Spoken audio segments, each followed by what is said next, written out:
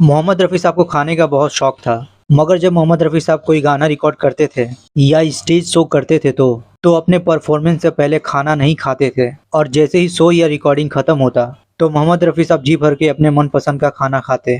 मगर जब मोहम्मद रफ़ी साहब को भूख लगी हो और खाना मौजूद ना हो या मोहम्मद रफ़ी साहब के मनपसंद का खाना ना हो तो मोहम्मद रफ़ी साहब मायूस हो जाते थे और अपने मनपसंद का खाना पाकर खुश हो जाते थे। तो ये बात उस वक्त की है जब मोहम्मद रफ़ी साहब शो के सिलसिले में इंग्लैंड के टूर पे गए थे, जहां मोहम्मद रफ़ी साहब के इंग्लैंड के कई शहरों में कॉन्सर्ट होने वाले थे। तो मोहम्मद रफ़ी साहब इंग्लैंड के मिडलैंड्स के एक शहर कोवेंट्री में किसी होटल में ठहरे हुए थे। 2-3 दिन वहां गुजर गए। मोहम्मद रफ़ी साहब का मूड खराब हो गया था।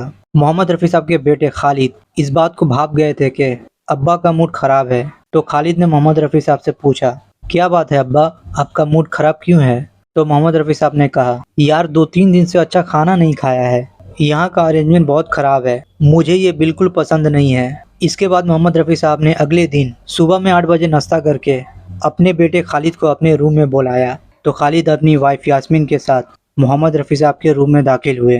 मोहम्मद रफ़ी साहब ने पूछा, यहाँ से लंदन जाने में कितना वक्त लगेगा? खालिद ये सुनकर हैरान हुए और कहा, अब्बा लंदन? आपका शाम में 7 बजे शो है, 5-6 घंटे लगेंगे शायद। तो मोहम्मद रफ़ी साहब ने अपनी बहू से पूछा, क्या तुम 1 घंटे में फर्स्ट क्लास दाल चावल और चटनी बना सकती हो? तो यास्मीन जी ने कहा हाँ। तो मोहम्मद रफ़ी साहब ने कहा, तो चलो फ़ौरन निकलते हैं, किसी को बताने की ज़रूरत नहीं है, हम 6 बजे तक वापस लौट आएंगे। तो मोहम्मद रफ़ी साहब अपनी वाइफ और बहू और बेटे के साथ अपनी गाड़ी में लंदन के लिए रवाना हो गए और जैसे ही लंदन पहुंचे मोहम्मद रफ़ी साहब के मनपसंद का खाना बनाया गया, दाल चावल पापड़ मछली सलाद और चटनी। मोहम्मद रफ़ी साहब इन खानों को खाकर बहुत खुश हुए।